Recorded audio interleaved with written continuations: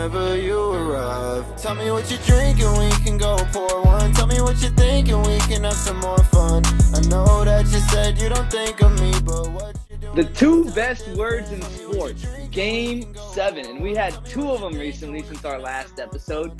One with the Rangers and Astros, one with the Diamondbacks and Phillies. Brett, you watched those Game 7s? Because I know I did. Oh, I definitely did. I was locked in, man. His cough. He wanted me to say that. Brett got rid of his cough. That's right. But yeah, Game 6 and Game 7 with Astros Rangers was an unreal 2 games. I mean, those are kind of like a beatdown, but they were pretty close for a little while, you know? I don't know if you watched like all the games. I know. I watched both games from start to finish. I told Jordan, I said, hey, look, I got this stuff going on. Like, I'm coming home, I'm watching the game. And she wasn't really locked in on it. She was. You had The Bachelor. You had The Bachelor playing. Yeah, next actually, to if you look, bro, the top TV last night had The Bachelor on, and the bottom TV had the Phillies and Diamondbacks. So we were locked in last night. I know damn well you were kind of peeking the Bachelor low key. Yeah, I was peeping The Bachelor a little bit, but it was like 80-20. 80% was on the game, but like every so often. You know? Someone said some like wild stuff. You're like, oh. Had to look away from so if you guys watching this also watch The Bachelor, I'm all caught up now, and the Truth Box was kind of getting me. I was locked in on the Truth Box. So watching Game 7 with baseball, where's The Bachelor at right now? Like, are they Game 2? Is it early right now in the round? Like, there's still like 30 girls left, or? It's paradise, so like people come and go. It's like weird, but I would say it's like Love Island. It's a Love Island vibe. Yeah, kind of. I would say last episode really got me more locked in. I would say right now we're kind of at like a game 3, anticipating game 4.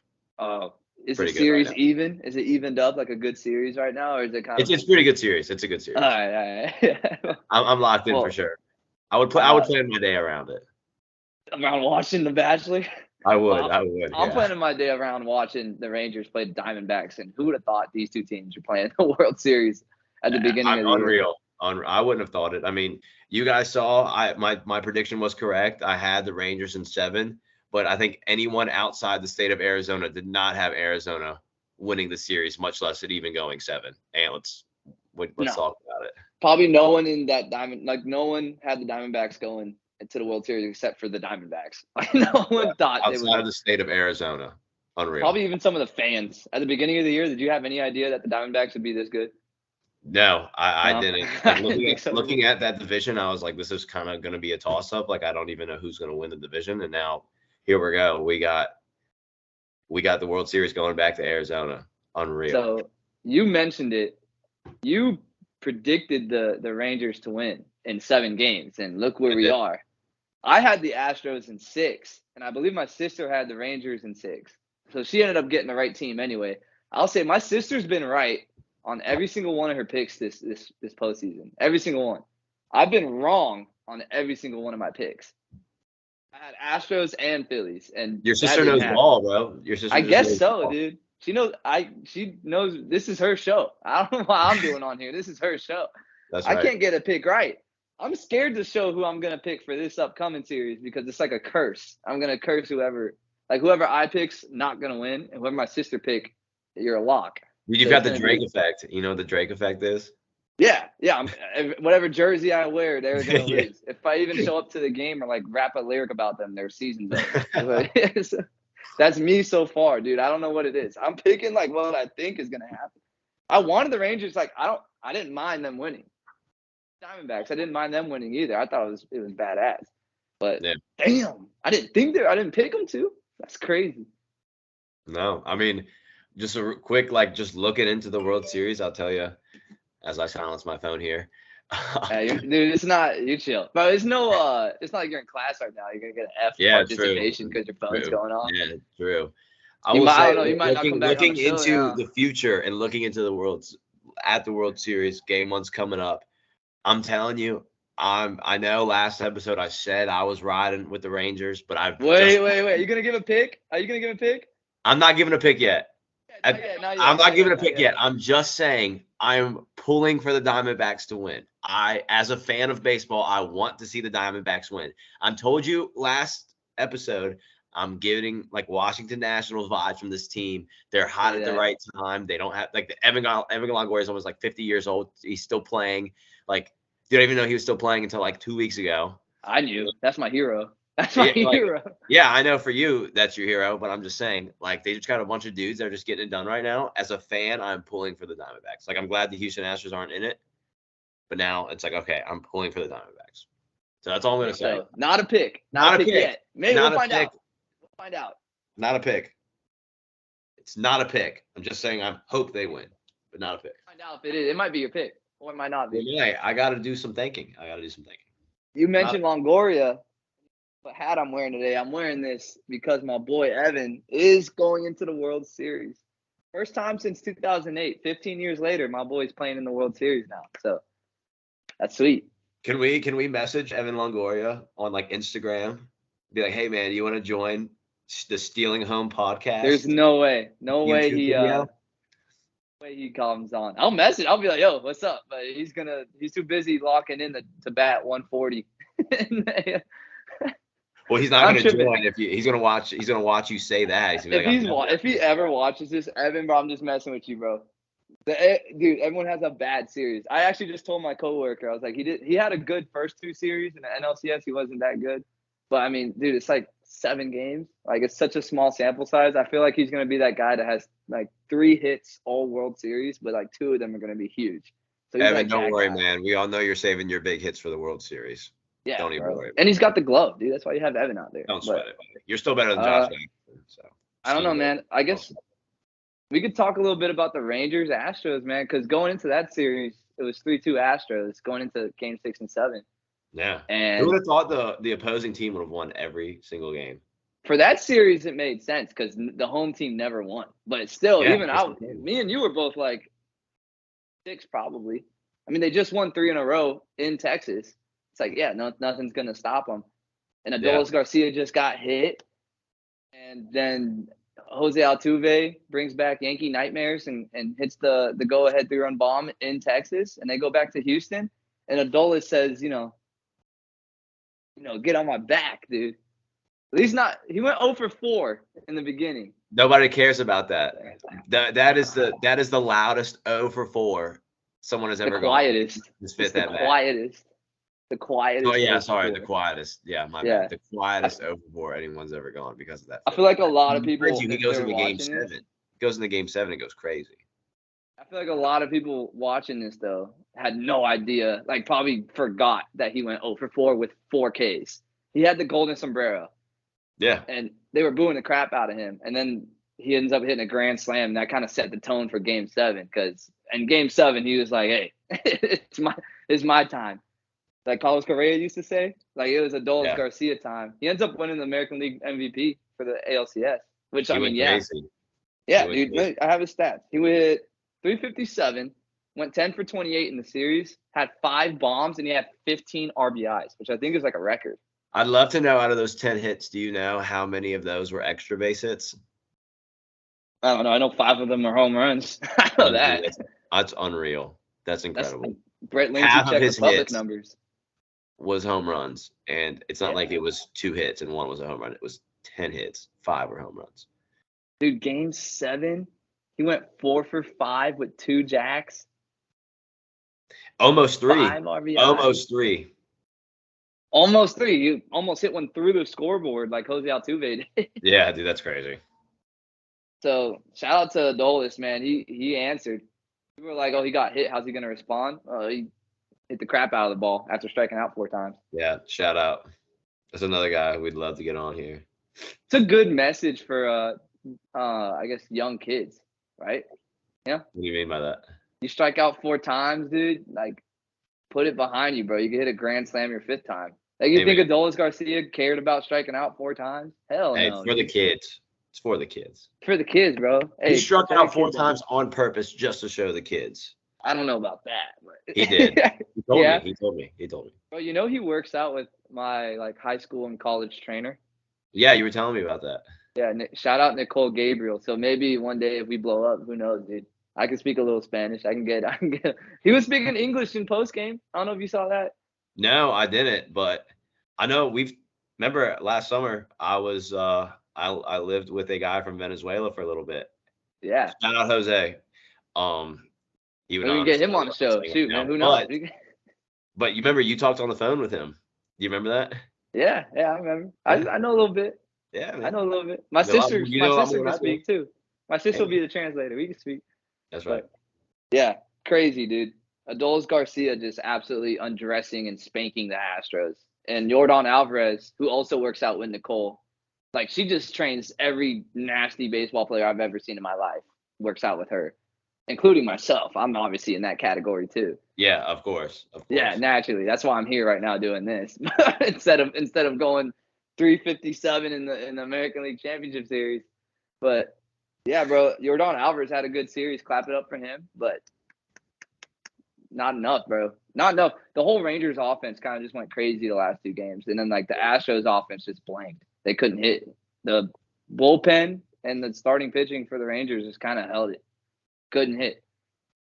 So yeah, that's all she wrote for the Astros. I mean, like I said, man, the Rangers in 7. Smart man once said Rangers in 7. That's yeah, I said Astros in 6, and it was looking good for me until it wasn't. An incredible series, though. I was not expecting a blowout Game 7, but dude, well, Game 6 was Seager, actually pretty close. Like it was like not close, but like the Rangers didn't pull away until like the 8th or 9th. Yeah, but like, I will Game say 7 was the game. Corey Seager set the tone with the first inning. I mean, not a home run, an absolute moonshot to the second deck. I mean, he got all of it and then some.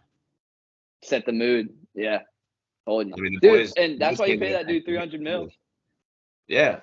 I mean, Seager said that we had the front office had a vision, and look where they're at now. So good. That's a good segue. So Corey Seager after the game was asked, "Hey, you guys lost 100 games 2 years ago, and they signed you to come over here and do exactly what you just did.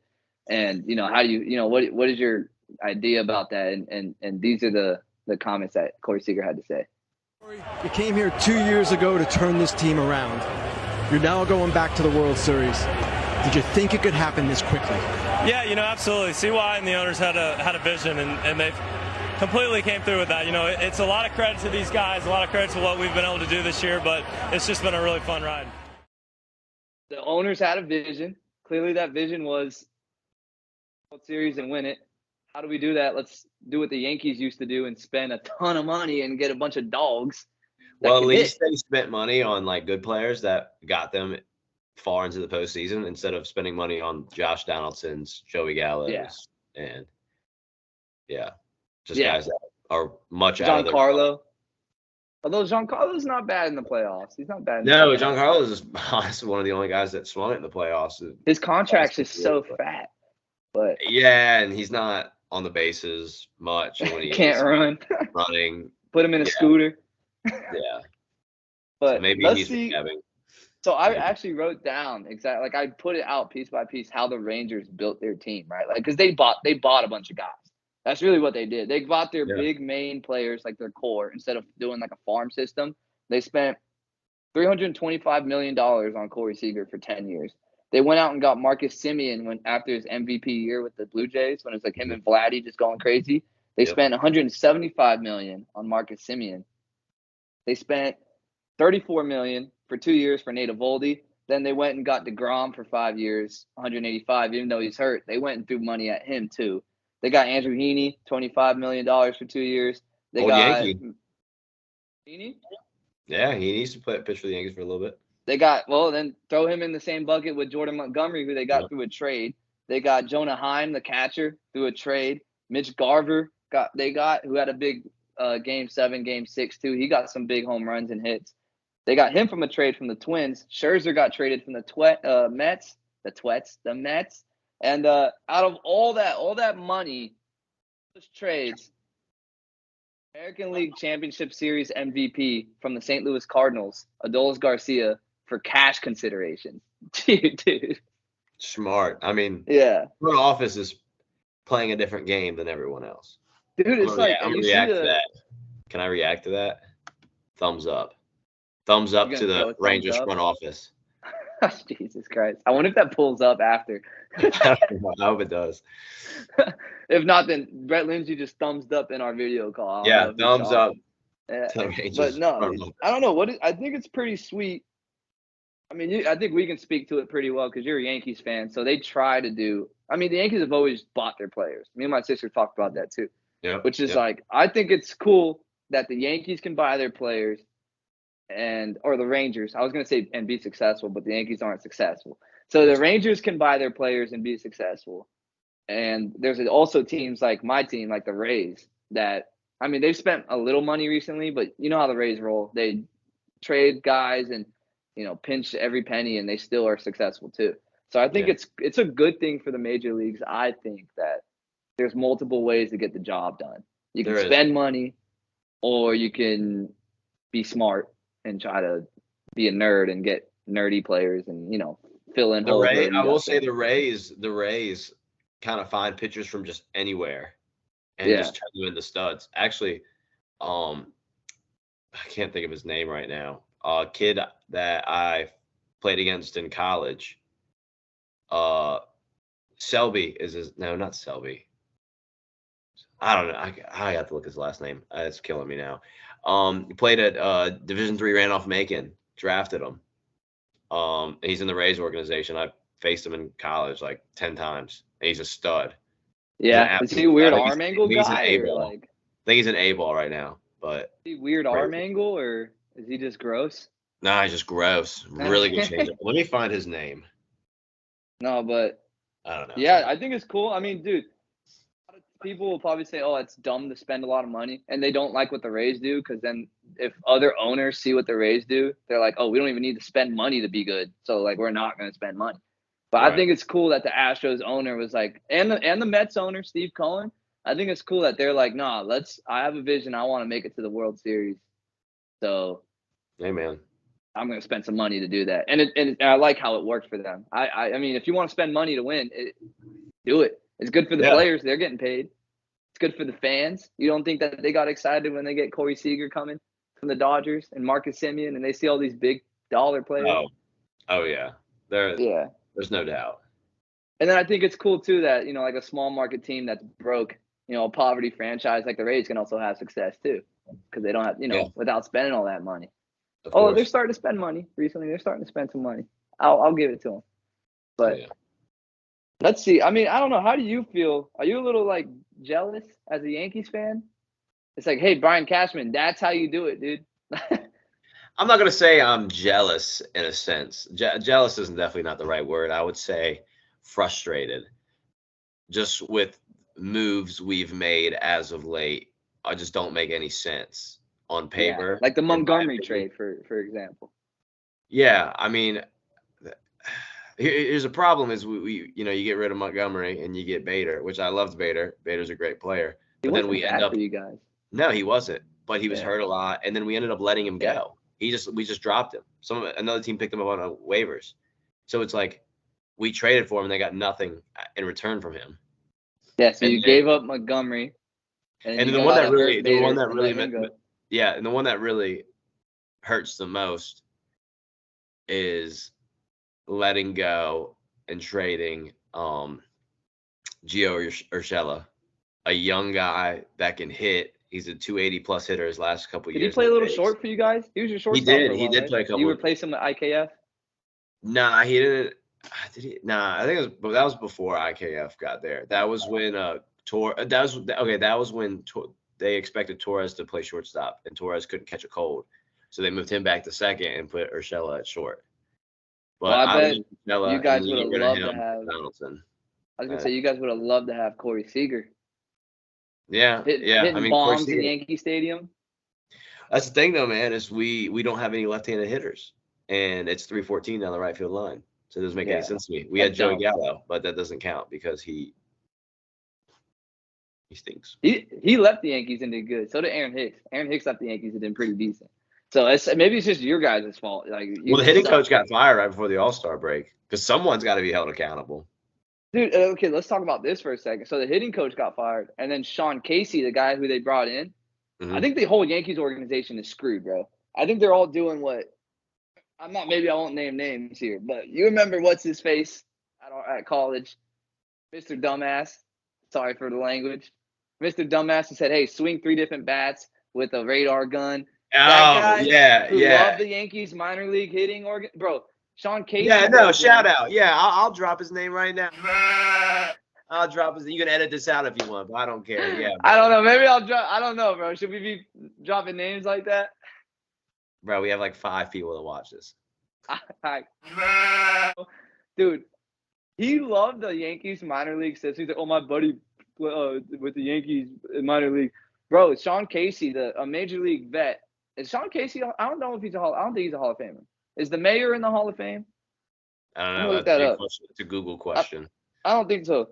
But this dude, Sean Casey, who knows how to hit. I mean, he's a vet, bro. He's a big dog. Like, Sean Casey can hit the ball. A lot of the vets did you see this? That they're not going to move forward with him as their batting coach. He was like the Yankees head batting coach. Did you know that? Yeah, I knew that. Yeah. They're not going to do it next year with him because apparently, although the veterans on the team really like Sean Casey, a lot of the minor league guys were struggling because what he was teaching didn't match up with like the minor league hitting philosophy. Sure. So, Well, I mean, the yeah, thing, no man, is crap. Everyone's got to be on the same page. And, if you're really trying to build a minor league system, those coaches down in AA, AAA, A-ball, whatever, they've got to be on the same. They've got to be on the same headspace. Yeah, I don't know. I think I've heard some rumblings. Major leagues. I've heard some rumblings that like the Yankees are getting too into analytics down there. The problem is I don't think the Yankees know what they're doing. The Yankees have a good mind. I've actually right now, for once in the past few years, actually have a good minor league system, but yet a good farm system, but yet they still want to spend all this money, but yet they spend bad money. They make bad moves and bad trades.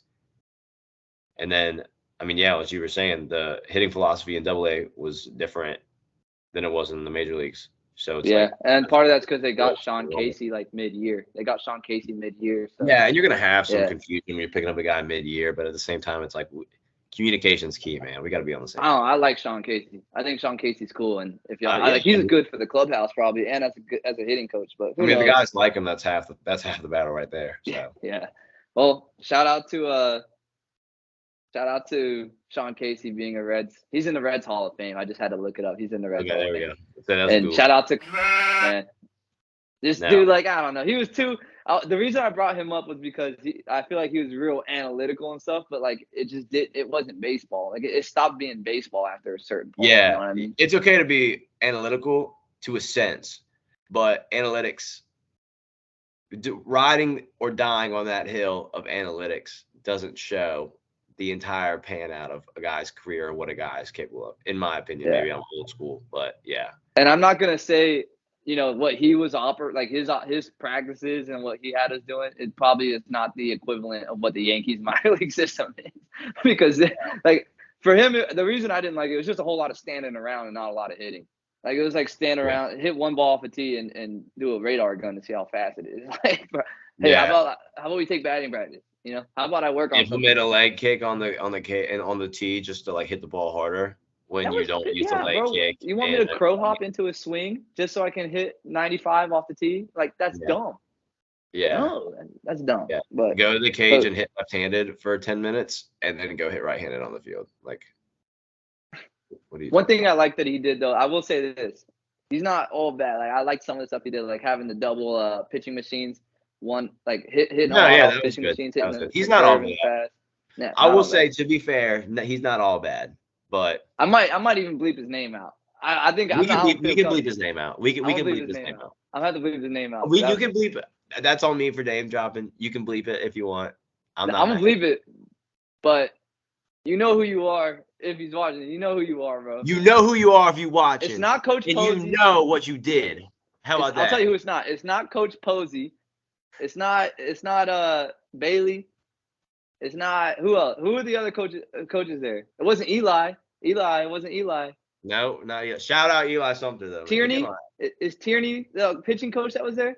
Yeah, he was the pitching coach. Yeah. It wasn't Coach Tierney, so it wasn't Eli, Tierney, or Posey. It was someone else in that coaching staff. You do the math, but. If you're interested, if you're not sure what college or school we're talking about, no. They can figure it out. They can figure it out. But yeah, I don't know. That's pretty neat. I don't know about the Rangers building their own super club and paying money and getting to the World Series. I like to see that. I mean, the Phillies did the same thing. They spent a lot of money too, and they were almost there. So it's cool to see that. And then a team like the Diamondbacks, right? Who like random team. It's like, yeah. If you would have asked me before the season started, like, hey, what's like a random team that would make the playoffs and like win a series, I would definitely be like, yeah, the Diamondbacks would be like a random team. But it's like Dude. now they're all the way in the World Series, and we're like, well, this team's legit. They're hot at the right time. And if you're kind of neutral, like you aren't affiliate, I mean, you aren't a Rangers fan, you're not a Diamondbacks fan, you're probably like, hey, man, Diamondbacks haven't made it to the World Series since 2001. Haven't won the World Series since 2001. Like, let's do it. Like, let's pull for these guys. The Rangers have never won a World Series. Yeah. Since ever. I know, but I don't know. I like the Diamondbacks just came out of nowhere. I mean, I know the Rangers did too. Like they have 100 loss but team the years. Rangers had money. The Rangers had money. That's why you kind of, dude, when they had a 100-loss season 2 years ago, like, and then last year they didn't win, I was like shocked. I was like, I didn't think they were gonna be that bad. Like, because they got money. They have Corey Seager. They got some dudes. They always needed pitching. They went and got that with Jordan Montgomery. But the Diamondbacks, dude, like, first of all, I didn't know who the hell Corbin Carroll was before this season. Nope. Rookie of the year. I think he's going to be Rookie of the Year in the National League. Easy. They went and got some vets like Longoria. I think that was a good signing for the clubhouse. And he didn't play bad this year either. They got Zach Gallen. They got dude, their bullpen, the Diamondbacks bullpen. Did you watch that game?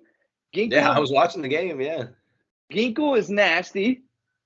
The pitching's good, but I mean, up the middle there. I mean, look at Ketel Marte, man. I mean, I'd love to. I don't know exactly what he's hitting in the postseason, but he's unreal right now. He's on a different. He's level. Hitting 358, and he's had a hit every single game. Every game he's had a hit. Consistency. It's unreal. But like beginning of the year, Diamondbacks, I probably had them like fourth in the National League West, and then they went crazy and they were in first place for a while, and then they kind of hit a rut. Didn't play good. It was like, okay, like you see it all the time. Great first half, and then the team, they're not legit and they wither out. I thought that was the Diamondbacks. They started withering out, and then they got hot again, and they got hot at the right time, and now they're in the playoffs in the World Series. That's pretty nasty.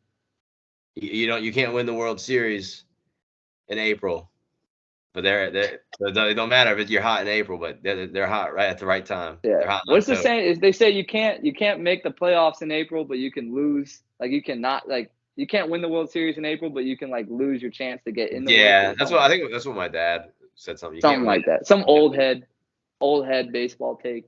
Like, shout out to Red Lindsay if hopefully he watches this. He says he will. Nah, but I don't think anyone has old head pops. So take that to Red. Yeah, Red Lindsay. Old head. Just old head who throws 85 plus batting practice pitches. Dude, can we like intervene for a second? When I was young. And like for all you viewers out here, like my dad throws BP, throws like really, really hard. Like I have to use an old broken bat that's got tape on it because like if I can't get barrel to it, it might break. Like he's humming it in there. And when I was like really young, I've never told my dad this, but I was like really young. I was like 12 maybe. And like I would like hit bad sometimes. I get really frustrated. I'd be like, God, he's just trying to relive his glory days. He's just trying to strike me out. So if you're watching this, Pops, just know, man. He probably was. Strike me out. He probably was, dude. Yeah, he used to come in there and be like, "Hey, man, can I throw you some breaking balls today?" Like, dude. I'm like, he's snapping. He'd like have like a tripod with a camera recording me hit, and I was like, he's definitely just like recording him pitch. He's gonna send. He's getting his highlights, bro. He's getting his highlights. And the Royals has got like a team ERA of like 8.5. He's like, yeah, man. He's emailing the manager like, hey man, check me out. You got Ricky's old guy too. Check me out. Then he's like trying to pump himself up. He's like, by the way, my son, I know he's 12 years old, but he's hitting like 450 in Little League right now, so he's a pretty good hitter. Like he's hitting 367 in the batting cage off. Yeah, and I struck him out. So I mean, yeah. So this Brett guy stinks, but me, the old guy over here, can still get it done. Nah, he definitely could get. I like your pops and out of the bullpen. I like your pops out of the pen for one of these guys. Dude, I think he would like try to drop an arm angle too. Like he would like go up here a couple times and he'd like go like right here just to like keep it interesting. It's a little old head baseball thing, like up here and then drop the little off speed. sidearm off speed guy. Yeah. Try to catch you off I think a guard. few years ago, or like more than a few years, when I was like 12, he was definitely like, yeah, I can do it. But Yeah. now, I don't know. He's a little older now. He Like you still said, hums it in there, dude. Shout Yeah, out, he shout will. out to Red. Still Yeah. hums it in there. Yeah. But, Shout dude, out, Pops. speaking of old heads, bingo, because old heads love to play bingo. I didn't have the Diamondbacks going to Philly, Game 6, Game 7, and No. beating the Phillies in Philadelphia on my bingo card. Ain't no way. No, I didn't. I'm telling you. I told you when the Phillies were playing with their food a little bit when they were up 2-0. But when they went to Philly with 2 games left, only having to win 1, I told Jordan, I'll watch Rangers Game 7 game, and then the next day we'll have or whatever game it was before then. I was like, yeah, we'll watch the Bachelor next night because there's not going to be a baseball game, because I just assumed that Philly was going to whoop up on the Diamondbacks. And then I was like, you thought it was over. They won, and now I've got a Game 7. So that's why we had the double TV action. And you had the dual setup, yeah. The dual setup. I mean, mad low key. It took your Bachelor time away. You were like, God, Phillies, close it out. I gotta watch your game now instead of the Bachelor with my girlfriend, fiance. Nah, I wasn't mad. I mean, more baseball is great, and I wanted the Diamondbacks to win, but I was just like, I was shocked. Like, I was like, hey, like, we've got a game to watch too. And she was like, what game is on? I was like, yeah, I know, right? It's crazy. I don't want to say it was easy, but like the Diamondback, like the Phillies just didn't hit, and that's credit to the Diamondbacks pitchers, dude. Like I said going in last episode, I said it's a wrap for the Diamondbacks because they got Zach Wheeler and they got Aaron Nola going against them. Game 6, Game 7. And in Game 1, Game 2, the Diamondbacks couldn't hit those guys. So I was like, this is just going to happen again. Like, no, like I knew Zach Gallen's Zach Gallen, but Wheeler's going to beat him. Yeah. And then Brennan Pfaadt. I was like, dude, there's no way Brennan Pfaadt, he's good too, but Aaron Nola is going to carve up the Diamondbacks. But that didn't happen. Yeah. Dude, Pfaadt had way. an incredible NLCS. Yeah. Unreal. Yeah. I was impressed because his ERA going up into it was like dog. It was bad. And I guess that was just one start. I'm glad how you didn't say the second word behind the dog. I'm proud of you, man. It's Not dog good. dookie. That's just it's too long of a word to say, so I just cut it off at dog. For the kids. Yeah. It's for the kids. It's for the kids, bro. It's for the kids. Shout out to Dolis. It's for the kids. But no, yeah, I mean, dude, the Diamondbacks pitching dominant, like the starting pitching were just, I mean, the Phillies couldn't hit. They literally couldn't hit these guys. And then you put in Ginkel, Paul Sewald closing the game out. Sewald? How do you say it? Sewald? I don't know. I will say, like, if there was like an award to give out for relievers with the goofiest names, like the most out of pocket weird names, hardest to pronounce names, the Diamondbacks would definitely take that in 4. Yeah, Ginkel. Yeah, some crazy names. Like I just see the names on the back of their jerseys. I'm like, bro, I'm not even gonna. I'm just. I don't think. Number. I don't think that they even care what the dude's name is when they sign him, as long as he just has a curveball like Ginkel has, like a little curveball. Yeah. That thing was moving, dude. They called it a slider, but that thing was going top down. That was 12-6. That was nasty. Well, what's this dude? Sal Frank. That I was gonna say Cal Frank or Kerfrankel. But Sal Frank, dude, Andrew Sal Frank, he came in Game 7 and was kind of wild. But when he's on, too, he's nasty. Like, the Diamondbacks are scary with their bullpen. It's like I think they got Paul Sewald, through a trade, and they got Ginkel through a trade or something, too. So, like, their bullpen was just – they were talking about it after the game, how they just made their bullpen, like, on the fly. And now they're in the World Series with it. Kind of scary. Well, on the flip side of that, though, the Diamonds' bullpen was so set, and they knew who was going to be throwing the 8th and the 9th. And on the flip side of that, Kimbrel was kind of selling the Phillies. I mean, there's no kind of about it. He was selling the Phillies. And I think maybe if they had a lead, they were kind of a little worried to go back to him. Well, they brought Zach Wheeler in mad early in Game 7. That's what I'm saying. Ranger Suarez started. I would have left Wheeler in a little longer, too. I would have, too. He was pitching well. He was definitely pitching well. He had only given up a couple runs at that point, or he had no earned runs, bro. No, really? 7. Yeah, I think so. He only threw 30 pitches. I think he threw like 2 innings. I was thinking about the second guy then, the second pitcher. Yeah, I don't know. Wheeler came in. Maybe I'm tripping, but I think he threw pretty decent. I'm probably tripping. I don't know. Who knows? We watched the game, but did we pay attention? Probably not. You were watching the Bachelor. Well, the Bachelor was on, so. I was actually at the Lightning game during Game 7. I had it on my phone while watching the game. Hey, just a big sports guy, right? Huge sports, bro. Huge Yeah, sports. sports guy. But big sports. Hey, man. Dude, something the Diamondbacks did offensively, which I love, especially with the new rules, is they were going crazy with the stolen bases, bro. Like they went back to Diamondback baseball. Yes. They hadn't swiped any bags in like the first like 2 games or something like that. And then they were just putting the pressure on Realmuto. And they were just swiping bags. I mean, they had I don't know how many bags in game 6, but they had They signed had up they had 4 and 4. numerous times. 4. So in 6 and 7, Really? they had 8 total. So 4 and 6, 4 and 7. And I feel bad for JT Realmuto because I mean, you'll ask Ray, the catcher we know from college, he was never none of the stolen bases he gave up were off him. They were always off the pitcher. Yeah, guys with big leg kicks throwing 76 miles an hour. So yeah. Well, not in the bigs. The big leg kicks throwing a hundo, but still. Yeah, right. Still, I mean, dude, did you see like they were talking about on MLB Network? I saw too in a little bit during the game. They do like that UCLA lead at first base, like they call it vault stealing too, like the vault. You know what I'm talking about? Like a walking lead almost. Dude, it's like you got when the pitcher's set, you try to time him up. Like let's say I take my lead right, I'm right here. And you go like if the pitcher UCLA and like he goes on A every time, you're like this, really short to first base, and you go. Oh yeah. And like you take the big. Yeah, we did that in college. Yeah, we call it a new school lead. Shout out to Benjamin Spots, Ben Spots, man. He was a head coach for the first 2 years before he left to go to a different school.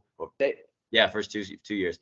He implemented the new school, and we would be in a classroom and watching film on Piedmont College. They were the best at doing it, and we'd have like a big screen up on the classroom, and he would like watch it. And he would like get it down to like the millisecond. He would like keep pausing and smashing the space button to get it to pause. And he'd be like, "You guys see that?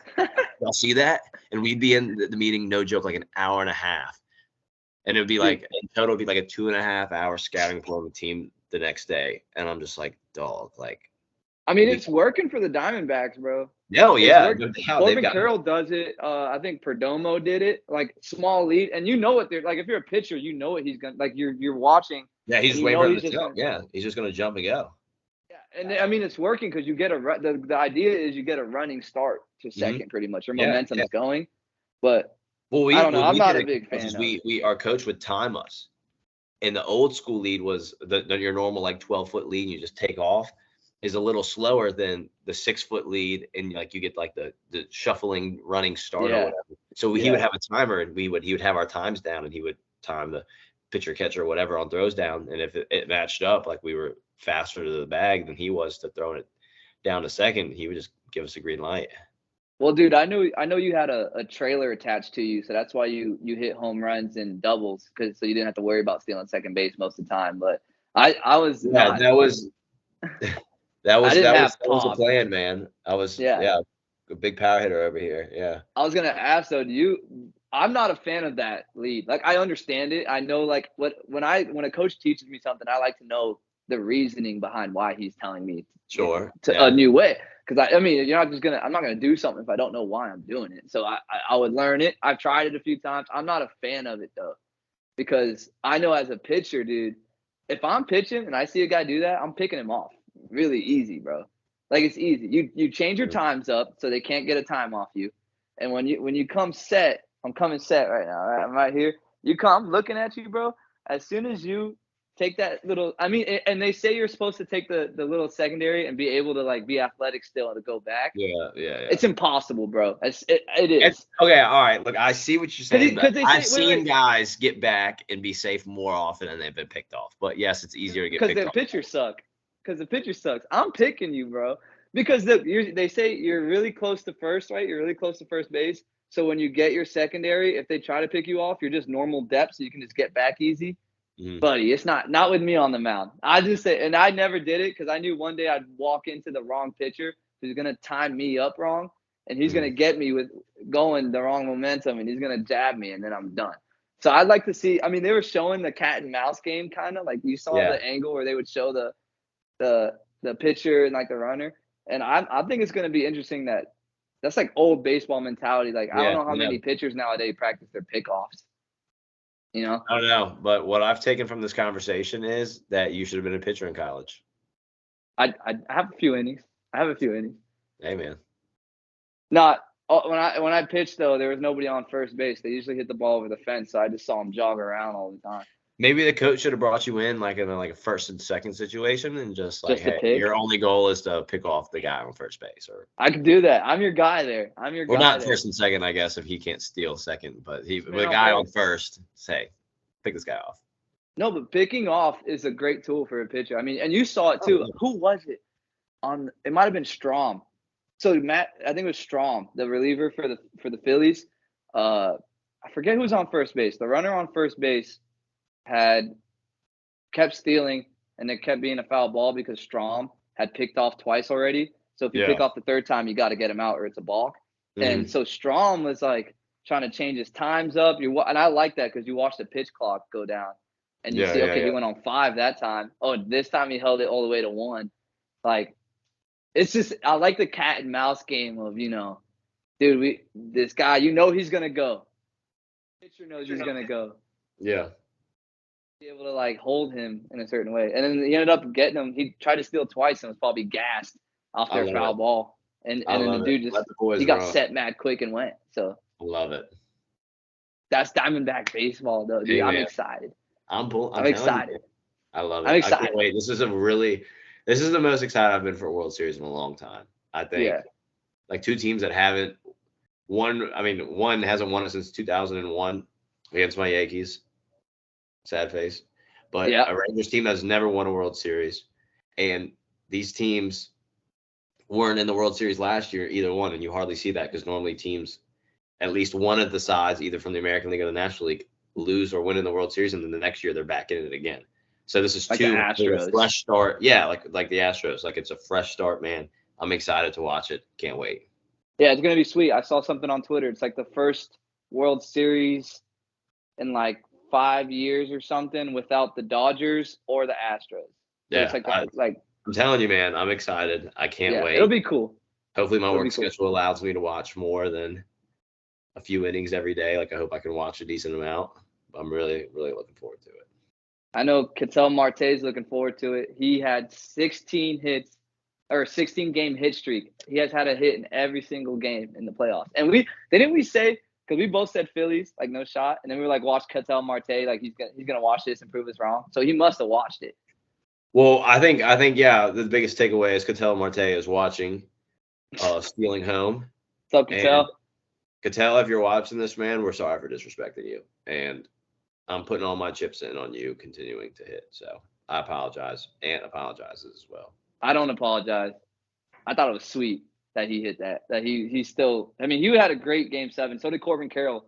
Corbin Carroll's in a little bit of like a slump, and he busted out. So he was when he needed it the most, man. He came out. Yeah, he came out and showed out. The D-backs are hot going into the Rangers, and the Rangers are hot too. I mean, you got the juggernaut offense going up against a very. You mentioned the 2019 Nationals came out of nowhere like that. Like it's a balanced team, dude. They got hitting, they got great defense and great pitching. I'm telling you, I've heard timely hitting, man. They've got timely hitting. I like it. I love it. I've heard comparisons of the Royals from 2015, 2014. Like that Royals. That's a great comparison. Yeah, that was a really good team with just guys. They're kind of like the Diamondbacks. I haven't thought about that, but I love that. Their bullpen was nasty. The Royals and Diamondbacks bullpens both nasty. They both put the ball in play pretty well, and they steal and they run and they put pressure on. What was the guy's name? Dyson. You remember him? Yeah. He's tough, bro. He was so tough. And how about, even Alec Thomas, bro? The pinch hit home runs and stuff like that was before, but Alec Thomas is the center fielder for the Diamondbacks. That Torey Lovullo would pinch hit, and he'd go in and get big hits and all that stuff. And he sometimes plays center and starts out there. He's nasty. They got dudes like that coming off the bench, and like you said, I don't even know who that is. Yeah, but he's nasty. That's like the Diamondbacks. A bunch of guys that aren't really household names, and they're just like, hey, man, we're about to go play in the World Series, and afterwards we're gonna watch Stealing Home, and that's what they're gonna do. And that's what they probably have it on in the clubhouse on Ketel. They're probably waiting for this to drop. They're probably waiting. Yeah. He's waiting for this for sure. We won't hold him up any longer. Let's talk about, I guess, a preview for this upcoming World Series. We finally made it, baby. Two more teams left. Hey man, best time of the year right here. Weather's getting a little cold. leaves are changing, and two Spooky teams left in season. the MLB. Spooky season. So you Spooky got two season. teams. Oh yeah. Both teams in the World Series have lost 100 games 2 years ago. So 2 years ago, they both lost 100 games. Right. Now, 2 years later, they're playing for old Majestic, whatever that trophy, the Commissioner Trophy. They're playing for that guy in the World Series. It's going to be in Texas. This is the most excited I've been just because of the background. Rangers were really bad 2 years ago. Diamondbacks weren't much better. And now we're here. I mean, Yeah. Philly, the big bad Houston Astros, they have fallen out. Not fallen out, but they've been beaten. They finally are not making it to the World Series. And Philly, who beat arguably the best team on paper in the playoffs in the Atlanta Braves, beat them. And I mean, just sold at home. I mean, dude, on TikTok, this guy's interviewing Phillies fans. I saw that. And they're just like, it's crazy. And I saw this thing, Philly fans are down bad right now. The Sixers lost in the playoffs. Phillies lost last year in the playoffs. Phillies lose this year in the playoffs. And the Eagles lose last year in the Super Bowl. So Philly fans are experiencing success, but nobody's winning the last game of the season. And when it comes to professional sports, that's all that matters is who's going to win the last game of the season. And Philly fans right now are down bad, but I don't feel bad for you Philly fans at all. No, I mean, they got the Birds. They got Jalen Hurts. They know that. They'll be good. Yeah. They'll be back, too. I feel like. They're going to be in the playoffs, especially with the expanded teams. I don't see them pulling a Padres. I mean, but don't think it's the wrong way, Philly fans. I'm still trying to trade for Jalen Hurts in my fantasy football league. Still don't feel bad for you guys. Well, what was I going to say, man? I guess you have two. Like, this series, it feels a little bit – I mean, you have two really – I mean, they're good teams, dude. But they were underdogs. Like, the Phillies obviously were going to – like, we all thought they were going to win. A lot of – I mean, you picked the Rangers, but you probably thought, hey, Astros been here. They're probably going to win. I don't know. The Rangers just felt like an underdog in that. Who doesn't like a good underdog story? Nobody wants to see the same team win over and over again. So I'm saying. But I was going to say these two teams have been through adversity, especially with the last series, right? So Rangers lost 3 straight, ended up winning 2 in Houston. Same thing with the Diamondbacks. They won 2 in Philadelphia. So, and they also have a good mindset. Like, both teams seem like they have a calm demeanor. Like, they seem calm and nothing really phases them. Like they're taking the punches, man, and they're giving one back. Like they're two mature clubs because neither one of them were the favorites at all. I mean, everybody knew that the Rangers are good, but everybody knew the Houston Astros are great. I'd say the Phillies, like Diamondbacks, are good, but neither one of them were the favorites. So to have them both come out of the championship series and be facing off in the World Series is awesome. Would you agree Rangers are the favorites right now for this World Series? I would say, the Rangers are definitely the favorites. I don't have a pick though yet, at least. I'll definitely think about it, but no picks yet. But I do. I have to say, if there was a favorite to be picked, it would be the Rangers. But tell you, don't. But you want Diamond, but no pick. You want to get into picks? You can rip your pick right now. I think it's. I don't have a pick yet. I don't have a pick. Oh, dude, you got a pick. I hadn't thought about it much, honestly. Fine, I'll give you mine. Give me yours. How about this? Here's what we'll do for the rest of the show. You give me yours with a brief intermission with a special guest going over a live reaction to a baseball play, which I think is going to be hilarious. But if we don't like it, we could clip it out. And then at the end of the show, it'll be in there. I'll give my pick. My pick's going to be a mic drop, and we're just going to head out. It gives me time. Okay. Cool. I like that. Give me your pick. I'll get into it. So you got Diamondbacks and Rangers. Awesome. 2 teams lost 100 games 2 years ago. Now they're playing in the World Series, trying to get, the glory, get a ring on that finger. Oh, yeah. It's going to be in Texas. One-star state. Rangers didn't win a single game over there. The Astros and the ALCS. But the Diamondbacks aren't the Astros. I don't know. You got 2 great offenses. I'd say the Rangers offense is a little bit more higher power than the Diamondbacks offense. I think the Diamondbacks defense is a lot better than the Rangers defense. I think the Diamondback pitching is very similar to the Rangers pitching. I mean, you got Nate Eovaldi, Max Scherzer, and Jordan Montgomery, the big 3, I'd say. And you got Gallen, Brennan Pfaadt, and who's the other guy for the freaking Diamondbacks? Merrill Kelly, right?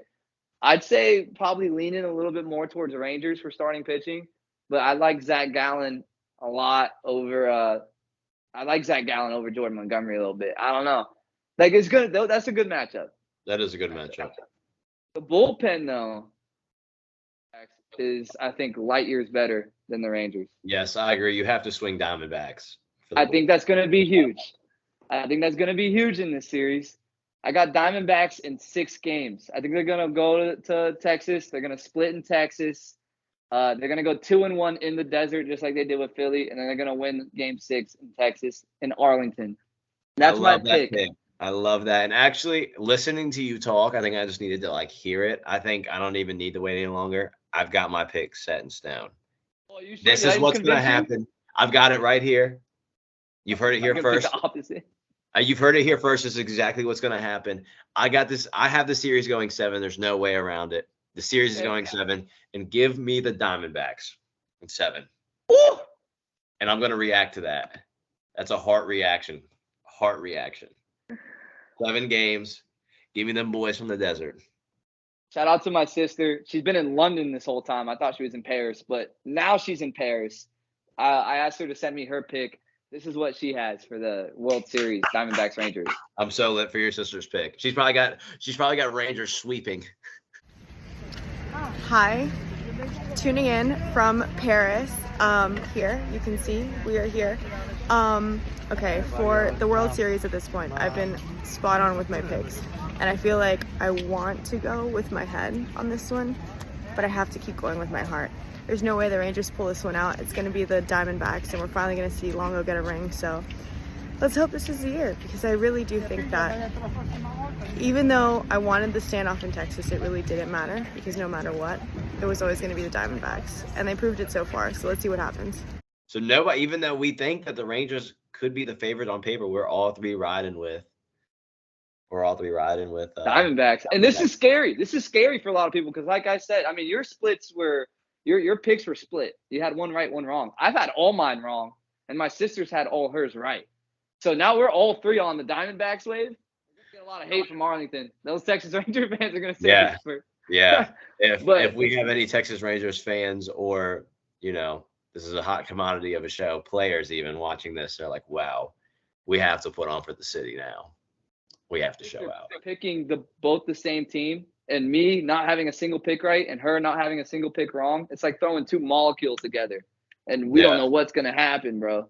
I'm 1-1, so I really don't know where I don't know where the third party comes in and affects these two clashing together. Right in the middle. You're 1-1. It's insane. I'm telling you, as a fan, I want to see the Diamondbacks win, and I'm telling you, I'm getting just like team of dynasty, team of destiny. Team of destiny. I was gonna say dynasty. They ain't winning. No, yeah, the team of the I think they're just like the team of destiny. They're coming to win in 7 games. It's got to go 7 though. It's going 7. Have a NLCS MVP pick. Ooh, an NLCS MVP pick. World Series MVP pick. Not NLCS. World Series. Who I think is going to be the World Series MVP. So the team that wins has the MVP. Usually, I would say so. It's actually a good stat. I wonder if I'm pretty sure. I think hockey's the only one. How about this? I'll rip this one for you. If the Rangers win, I think Adolis Garcia will be the MVP. Okay. But if I wanted there to be like a hot take in there, like a throw in like a Marcus Semien or something, or a John. I was thinking that, but I don't. I think Adolis Garcia, bro, he's hot as a firecracker right now. If the Rangers win, it's going to be Adolis Garcia, and I do think you guys already know what's coming out of my mouth. But if the Diamondbacks win, it's going to be Ketel Marte. I mean, that's a favorite pick to have. He has not gone hitless in the postseason yet. Knock on wood. Rangers win, it's going to be Jordan Montgomery because the pitcher's going to get it done. And if it goes 7 like you said, Jordan Montgomery's coming out of the pen and he's getting it done there. If the Diamondbacks win, it's going to be, I want to say Longoria. You're going to say Gallen. I was going to say Longoria. All right, give me your actual pick. But it's not going to be Longoria. Longoria, if you're watching. It might be Longoria. I'd be happy as hell. Oh, God. Ketel Marte's an easy pick, dude. I'm gonna say it's gonna be Corbin Carroll. He went 3 for 4 last game 7, so he's gonna ride that hot wave. He's getting hot. Yeah, I like that pick. We'll see. We'll clip this in after the World Series and see if any of these come right. None of my picks have been right. I think it's a locks Rangers sweep now. So if you're a sports bettor, pick Rangers in 4. Dude, you know what's gonna happen? The Rangers are gonna sweep, and like Marcus Semion's gonna go absolutely bonkers, and he's gonna win the World Series. And Longoria's gonna have a great series too. All right, so cool. We got the picks in now. Now we're gonna go through each player on each team, and we're probably gonna pick, which team has the better slot right there, right? So let's start it off. We got the catchers, Gabby Moreno and Jonah Heim on the Rangers. So I don't know. Who do you think's got the better catcher here? You see the stats on there. I've got Moreno. I mean, he's swinging a hot bat right now, and I'm not saying that Heim isn't, but I'm gonna take Moreno on this one. I think he's doing a little bit more at the plate. And I think defensively, that's maybe kind of a toss-up, but I like Moreno just a little bit better. I'm going to go same way. I think Moreno's hitting really good, and I think he's going to throw out more. Like, the Diamondbacks are going to steal all over Jonah Heim. Not because Jonah Heim's bad, but they just steal all over everybody. So yeah, I mean, they were taking bags off JT, and JT's exactly in the game, so. Exactly. So I got Gabby Moreno. All right, let's go hop over to first base. You got Nate Lowe and Christian Walker. You can go first. I went first last time, but you give me. We'll alternate here. All right, bet. I'm going to go Nate Lowe on this one. Former Ray legend, brother of Josh Lowe. His mom, shout out to his mom. She's dealing with, I think, some kind of illness or cancer or something. I think he's going to have a great World Series. He's starting to get hot, too, at the end of the ALCS. So I'm going to go Nate Lowe there over Christian Walker, who's I've also got Nate Lowe. I mean, Walker, kind of the popular name, but he's in – he's hitting $179 right now. 4 stolen bases though. That's sneaky. Wheels. Watch him on the bags, but he's got to get on the bags first. So maybe like to see that average bump up a little bit. But yeah, I've got Lowe. All right, let's hop over to second base. My position, my favorite position. We got Ketel and Marcus Semien. Is that even a question? It's not a question, but if Anthony Espatia was on this list, I would definitely pick him over Ketel Marte. But he's not. So it's Ketel Marte. I think anybody and their mother would have Ketel Marte over Marcus Semien. Yeah, Marcus Semien's a dog, and he might have a great series, but I'm going to have to go with Ketel right now. Ketel's way hotter. I mean, he hasn't gone hitless all playoffs. How do you not go Ketel? Let's hop over to third. We're going to look at Longoria, my buddy, my boy, and Josh Young with the Rangers. I think he's a rookie this year, too. They have some great rookies. He's swinging it, man, but you got to go get Josh Young. I mean, no disrespect to what Longoria is doing or has done, but Josh Young is hot, man. He's hovering right around the 300 mark. He's swinging it. I mean, I'm on the same page. What is it, game 3? He had 2 home runs back-to-back at-bats? Something like that. Yeah, I mean, he's swinging it, man. He's got 3 home runs, 8 ribbies. I mean, give me Josh Young. I actually think Longoria is going to have a good World Series, too. So, give me Josh. I definitely hope so. Yeah. All right, shortstops, Corey Seager and Geraldo Perdomo, however you say his first name, I don't know. Perdomo and Seager. That's a pretty good shortstop battle right there.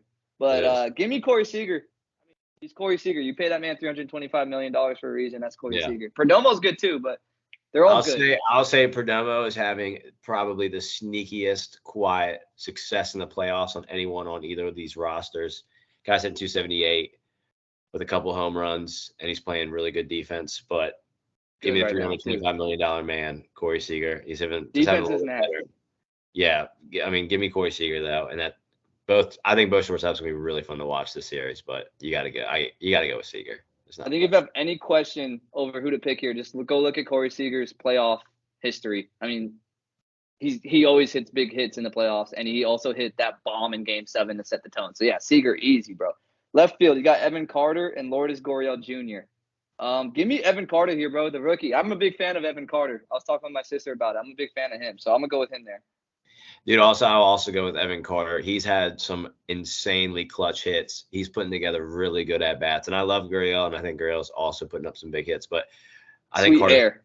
Yeah, sweet, crazy hair. I mean, dude, Gurriel, if you're watching this, drop your barber in the comment section, please. I would like to give him a visit. But, yeah, man, I think both guys are really good, and I think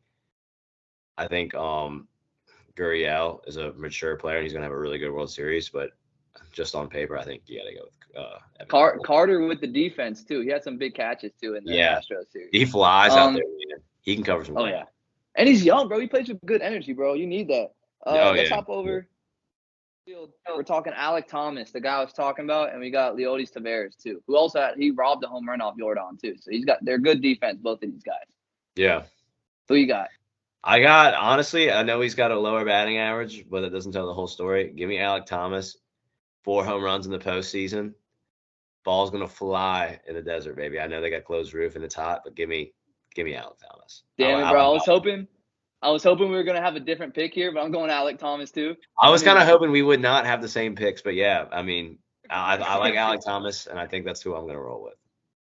Watching this is looking at this is like, bro, all these picks are terrible, and they have the opposite of ours, but we have the same ones. I mean, Alec Thomas. The reason I'm picking him is, and I wanted to have a different pick here, but Alec Thomas has big hits. He's already been clutch.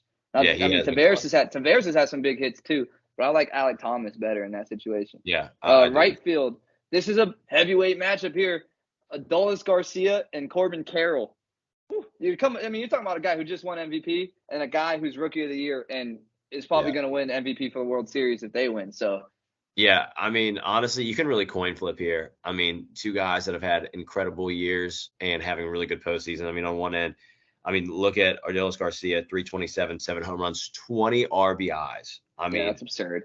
Unheard of up to this point. And then you got Corbin Carroll, a little speedy guy, 4 stolen bases, 6 ribbies, 2 home runs, but he's hitting right at 295, hovering around the 300 mark. 2 incredible players, but I mean, no surprise here. We're going with Adolis Garcia. Bro is just on a tear. Shoot, man. I want to pick. This is good. Bro, I don't know who to pick because Adolis is Adolis. He just went crazy. It's a coin flip, man. You got 2 guys that are just flat out play and can know how to ball, man. Like, is Bro going to be able to do that? I think Corbin Carroll can do it, but I'm going to go Adolis. Same reasons you all just said. Like, dude, 20 RBIs, how do you not go with that guy? Drop your opinions in the comment section, whoever's watching. Please. DH spot. Agree if Tommy you think we're Pham, idiots. Tommy Pham and Mitch Garver. You're up. You go. Mitch Garver. Simple than that. Tommy Pham has some big hits too, but Mitch Garver's been knocking the crap out of the ball. Tommy Pham, I think, is susceptible to strikeouts, so I'll take Mitch Garver as my DH over Tommy Pham. Yeah, I keep saying Pham. I agree with that. I mean, I want to have a different pick, but give me Mitch Garver. It's not even close. Their numbers are. I think this is where we start to get a little more interesting here. The starting pitching. We got 3 starters, usually a 3-man rotation in the playoffs.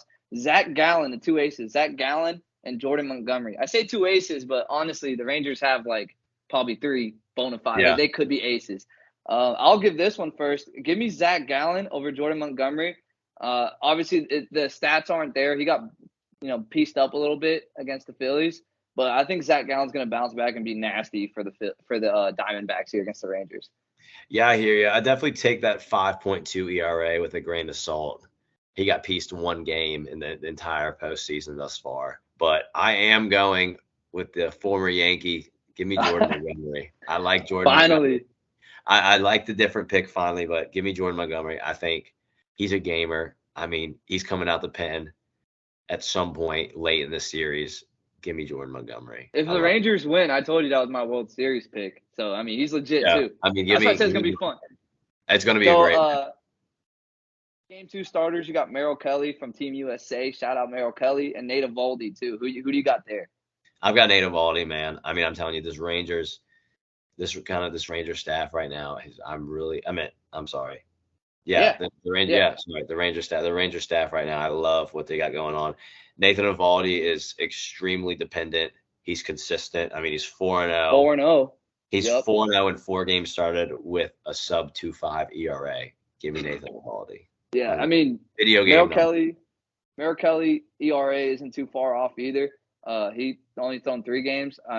The 1 game he didn't throw as well. He only gave up like 3 earned runs, so it wasn't that bad. And it was in Philly after he said, I don't even think the Philly crowd's going to be as loud as it was in Miami during the World Baseball Classic. So he was like asking for trouble. I got Nate Eovaldi. Nate Eovaldi's been in big games before, so he knows what he's doing. I mean, Merrill Kelly has too, I guess, if you count the World Baseball Classic. But give me Nate Eovaldi, big game Nate. Agreed. This for a Game 3 starter. Max Scherzer on the bump for the Rangers. probably going against Brandon Font, who threw great. Who do you got there?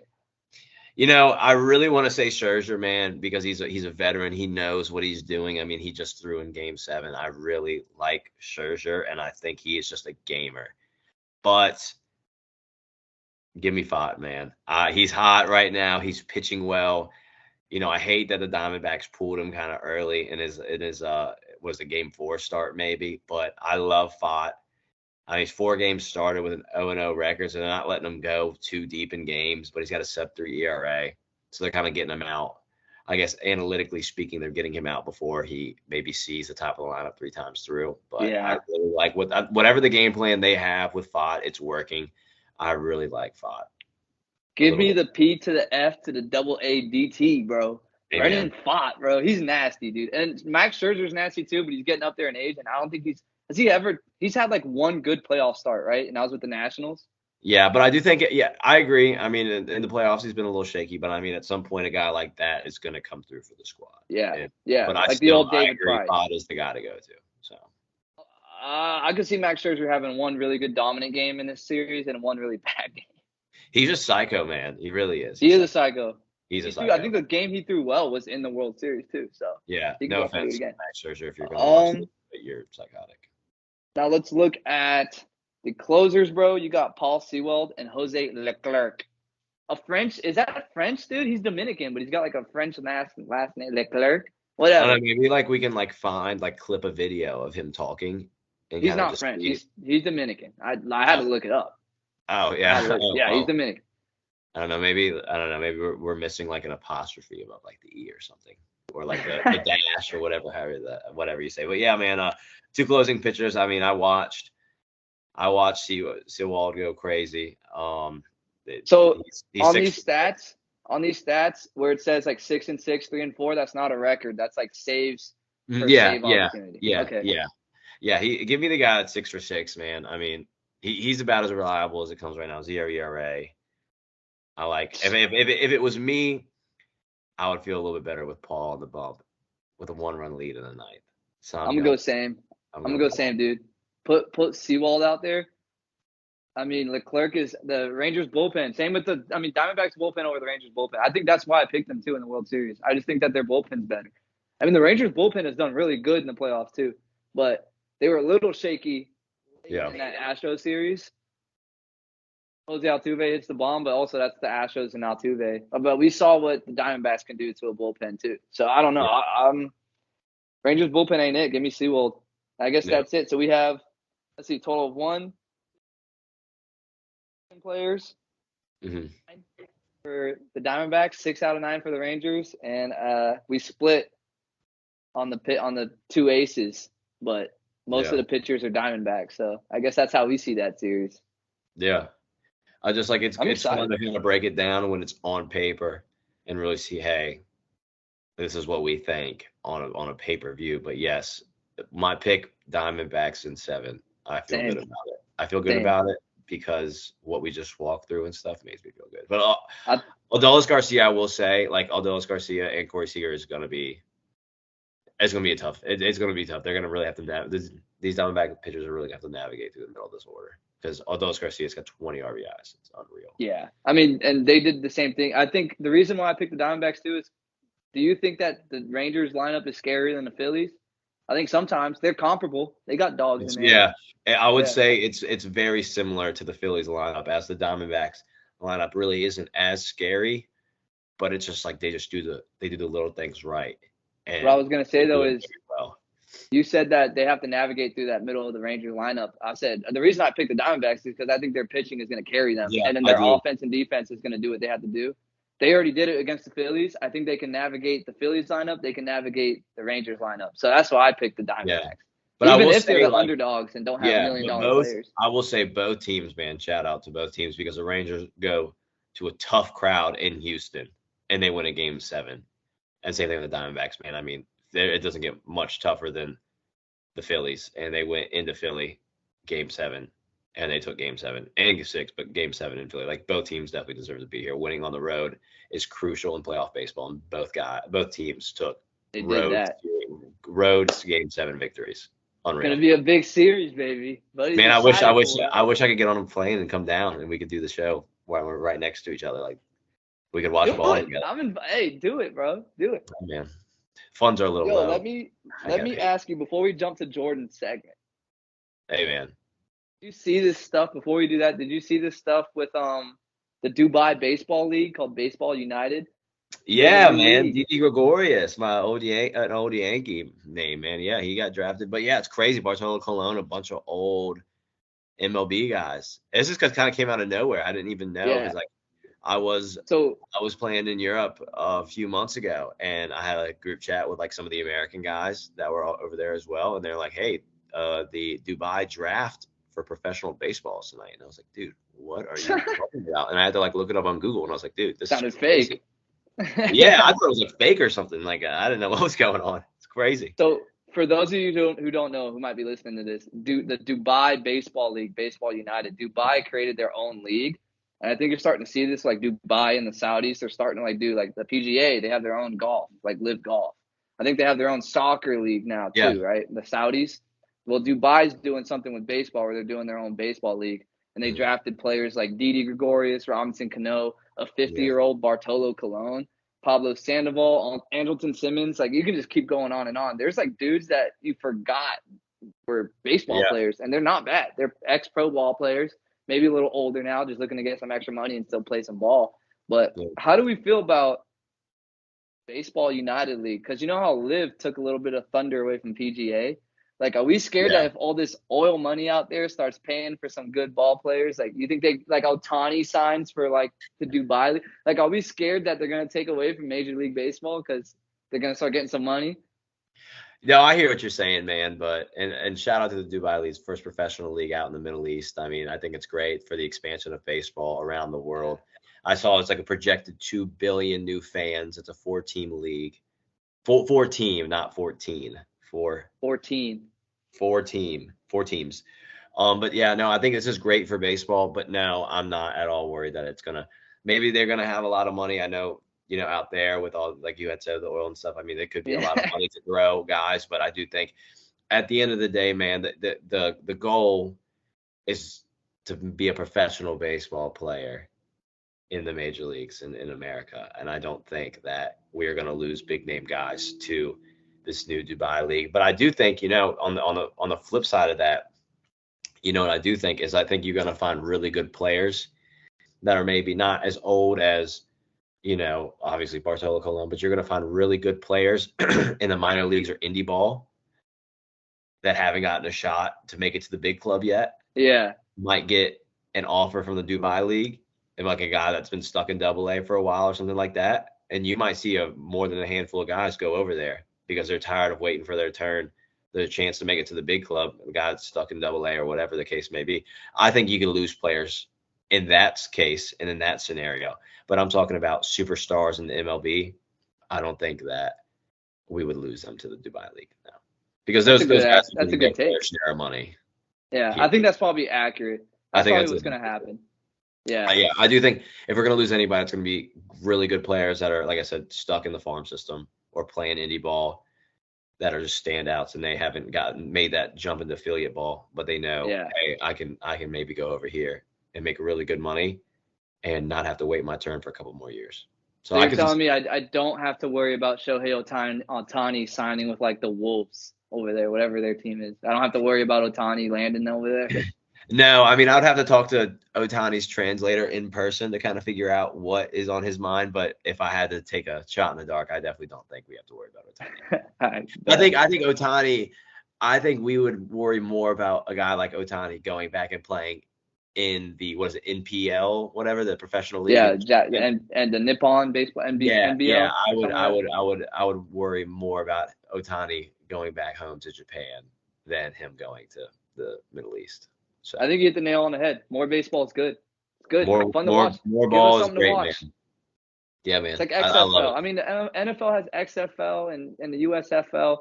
MLB is the only league in the USA with antitrust. So they are a legal monopoly, which is its own thing. But yeah, I think it's fun. More baseball for everyone. Speaking Give me of more baseball, baseball. And I'll tell you what, man, just speaking from experience, the European people, man, they go crazy over some baseball. They love it. I don't know if you've ever heard, like, where you've seen videos. I've never been. Well, I'm just saying, like, they go crazy for the soccer over there. It's like the big thing, and fans will go crazy for some soccer.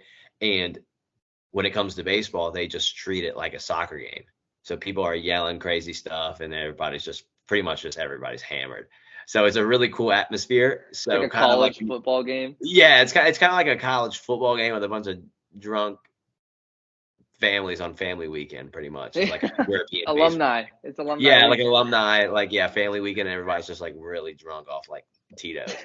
Sounds like a good time. Yeah, off of $3 PBRs. But what I'm saying is I do think when you have a projected 2 billion new fans, I think they're going to go crazy, and I think that the atmosphere there is going to be wild. It's going to be a good time, and it's good for baseball. I think everybody wins in this scenario. I can't wait to see what those stadiums look like. I wonder if they'll just play in soccer stadiums. Probably. Maybe if they're playing in soccer stadiums, dude, like that's a lot of people because they go crazy for soccer out there. Jordan is making her stealing home debut. We're gonna have Jordan. What we're gonna have is Jordan's gonna watch. Yeah, standing applause, round of ovation for Jordan. Jordan's gonna watch a random baseball clip once to kind of get a grasp of what's going on, and then we're gonna play it a second time, and then she will give us the same video with commentary. So for you fans that have been waiting, the long-awaited Jordan debut is here. Get the headset on her. Get the headset on her. Let's react with some hearts and some thumbs up on the screen. So yeah, Jordan. You guys can talk over. All right, Jordan. Now I want you to give me commentary right now. What do you see, Jordan? All right, so he hits the ball. It's going to third. Third got it, and oh nope, he's going back the wrong way. He doesn't know how to play baseball anymore. He forgot that he needed to run the other way. He's safe. He was an umpire. Now he's back to being a player. And he slid into first, which you're not supposed to do. The ball is now in outfield. He's sprinting, and he misses the ball again. So both teams can't play baseball. Thank you. That's about as good and as bad as I would expect something like that to go. Thank you, Jordan, for your expertise. Thank you, Jordan. Round of applause for Jordan. Thank you, Jordan, for taking time out of your busy Wednesday. What is today? Wednesday? Yeah, your busy Wednesday evening. Jordan, woo. Yep. Come back, wait. We're gonna get a pick. What's our World Series pick? Should we World Series? Who's her bachelor pick? We need her bachelor pick. That's what we really need. Oh, a bachelor pick. Jordan, real quick, we're not going to ask you for the World Series pick, but we're going to ask you for the Bachelor pick because we were talking about the Bachelor as well. What couple do you like the most in the Bachelor? Who do you think's going to make it through everything? Right now, no couple is set in stone. It's a disaster. But you have to pick one couple. If I had to pick one couple at this very second, it would be Avon and Kylie. So shout out to Avon and Kylie. Jordan thinks that you guys. I don't even know who that is. I would say Kylie's very. I can't believe it. Yeah, crazy, bro. Kylie's really pretty, but Avon Jordan thinks is a really good looking dude. So maybe they'll last, maybe they won't. Jordan, you can't say those kind of things. You got a ring on. You can't say those kind of things. Yeah, right. So disrespectful. That's sweet. Jordan, who's your World Series pick? Jordan, Rangers and Diamondbacks in the World Series. The most it could go to is 7 games. The least amount that can be played is 4 games. Who do you think is going to win and what number of games? What's the record so far? They haven't started yet. That's why we're picking before the series starts. I know nothing, but Rangers are going to win 4-3. So they're going to play 7 games. Yeah. Oh. Rangers in 7. Jordan's got the script. Rangers in 7. Dangerous. We all picked Diamondbacks, and she picks Rangers. We all have Diamondbacks, so good for her to be on the other end of the spectrum and pick somebody else. So Jordan, you actually probably picked the right answer. Well, Jordan said that she's got the script. It got leaked. Oh yeah. So she's got the leaked script. So it was leaked on The Bachelor when she was watching. Yeah, so it was on the scroll bar. But shout out to Jordan, man.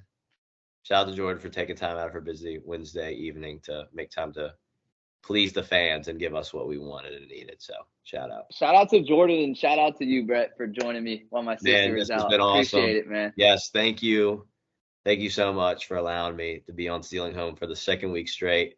And shout out to I want to give a quick shout out to Aunt's sister, man. I'm not trying to steal your thunder, but this is fun, and I hope maybe at one day we all three can get on together. That would be pretty exciting. So tell Jordan you got to move to Tampa. Maybe yeah, I'll get on a flight, man. Jordan somewhere in the would middle. not be opposed to going south. So it's getting a little cold up here. It's chilly yesterday morning. So, but yeah, man, thanks for having me. I can't wait. We'll lock in these picks, man, and we'll see what's going on.